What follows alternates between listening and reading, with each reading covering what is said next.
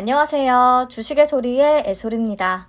네, 이번 달은 어쩌면요, 그나마 기대할 만한 이벤트가 세비캠의 상장 정도가 되지 않을까 싶어요. 내일 상장이고요. 공모가는 35,000원, 한국투자증권에서 배정을 받았습니다. 우선 최종 비례 배정 현황부터 아주 간단히만 체크하고 시작할게요. 546입 적용을 위해서 필요했던 총 주식 수는 13만 4,182주로 비례 배정 주식 수인 13만 3,750주보다 많았다고 합니다. 결국에 소수점이 높은 순서대로 배정을 하다 보니까 소수점이 0.609인 9,000주 청약 구간에서 추첨으로 갈리게 된 거예요. 걱정했던 2,200주 청약자들은 모두 비례 한 주를 챙길 수 있었으나 9,000주 청약자들 중에 63명은 운 좋게 비례 3주까지 받았고 나머지는 2주만 받게 됐습니다. 그래서 앞으로 청약하실 때는 546입을 좀 넉넉하게 계산해서 하시는 게 좋을 것 같네요. 너무 가성비를 따지기보다는요. 가성비 청약하는 분들이 워낙에 많기 때문에. 네, 그럼 최종 배정 내역 보겠습니다. 우리 사주 조합에 배정된 수량이 워낙에 적었고 미달 없었습니다. 기관 투자자 미납도 물론 없었고요. 깔끔하게 배정이 됐다는 거 확인하시면 되겠고요. 최종 의무보유 확약 비율이 74.84%까지 올라갔다는 매우 기쁜 소식을 전해드리게 됐습니다. 보시면 3개월과 6개월 쪽에 배정된 수량이 많다는 것도 좋죠. 와, 잘 잡아줬네요, 한국투자증권이. 성일하이텍에 비해서 거래 실적 유, 해외 기관 투자자들의 참여도 자체가 좀 낮았기 때문에 확약을 신청한 국내 기관 투자자들 위주로 배정을 해준다면 최종 결과가 괜찮을 수 있다고 생각을 했었어요. 작은 바램을 들어주신 듯 70% 이상까지 올려서 잡아주셨네요. 그래서 최종 유통 가능한 물량도 21.69%까지 많이 감소했고요. 금액으로 계산하면 361억 원 정도 규모가 되겠습니다. 570억 정도에서 300억 원대까지 내려갔다니 이 또한 기대를 높이는 요인 중에 하나죠. 네, 기존 주주 비율이 11.85% 존재한다는 거, 요거는 조금 아쉽기는 하겠고요.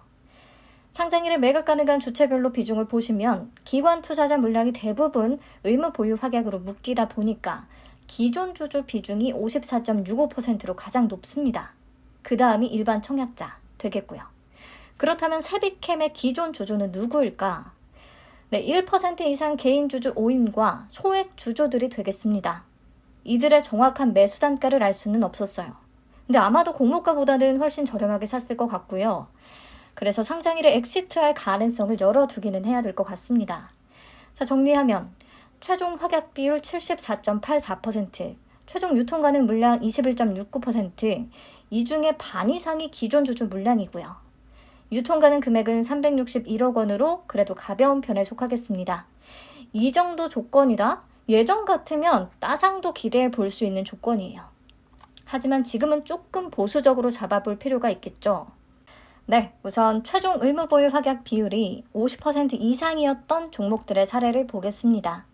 상장일의 고가 기준으로 전부 다 100% 이상을 찍어줬죠. 가장 최근에 성일하이텍도 아주 찰나의 순간이지만 10만 원을 찍기는 했으니까. 자, 그렇다면 세비캠은요, 이 중에서도 확약 비율이 매우 높은 편이고 유통시총도 가벼운 편에 속해요. 그래서 상장일 고가 기준의 수익률이 100%를 넘어설 확률이 꽤 높아 보입니다. 다음, 유통시총 300억 원대의 최근 종목들만 한번 볼 건데요.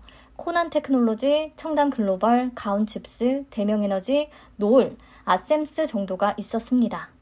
이 중에 청담글로벌, 대명에너지, 노을은 수요 예측 결과가 매우 좋지 않았던 종목들인데요.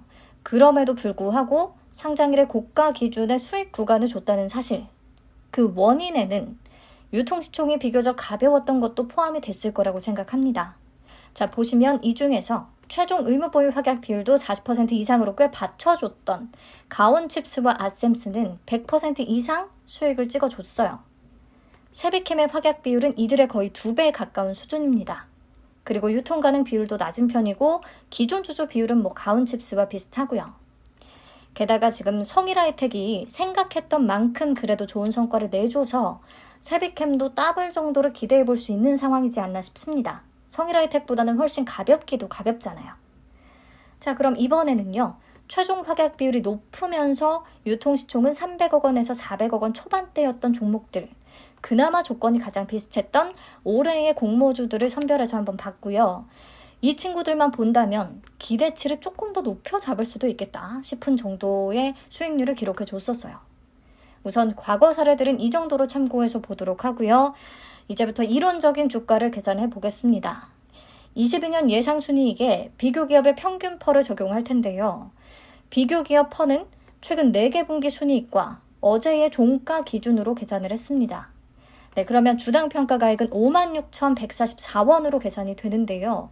공모가 대비해서 60% 정도 플러스인 수준이에요. 나쁘지 않습니다. 이번에는요, 성일하이텍의 계산 방식을 그대로 적용해 봤습니다. 우선 비교 기업이 바뀌죠. 2차 전지 소재주들로만. 그리고 비교 기업의 펄을 계산할 때 22년 1분기 연환산 순이익을 적용했습니다. 자, 세비캠과 성일하이텍이 2차 전지 재활용이라는 섹터가 같기 때문에 같은 방식을 적용할 수 있다고 봤고, 그래서 저는 한번 계산을 해본 겁니다. 그러면 비교 기업의 평균 펄은 41.97배로 계산이 되고요. 주당 평가가액은 이때 79,446원이 나왔어요. 이렇게 되면 공모가 35,000원 대비 플러스 127% 수준입니다. 국내 1위인 성일하이텍에 비해서는 조금 낮은 퍼가 적용되는 게 맞겠다고 하면 기대 수익률은 100%에서 120% 사이 어디쯤을 잡아볼 수 있지 않을까라는 생각이 들었네요. 자, 이번에는 성일하이텍과 비교를 해보는 방식으로 주가를 산출해 봤습니다. 성일하이텍, 상장일의 고가 기준의 퍼는 32.68배로 계산이 되거든요. 순이익은 1분기 연환산 순이익을 적용했고요. 그렇다면 세비캠도 상장일에 퍼 30배 정도는 기록할 수 있지 않을까라고 생각을 했고, 30배 기준으로 주당 평가가액 계산하면 76,669원으로 계산이 됩니다. 이렇게 생각을 해봐도 공모가 대비해서 100% 이상을 기대해 볼 수 있다라는 그런 결론이 도출되기는 해요.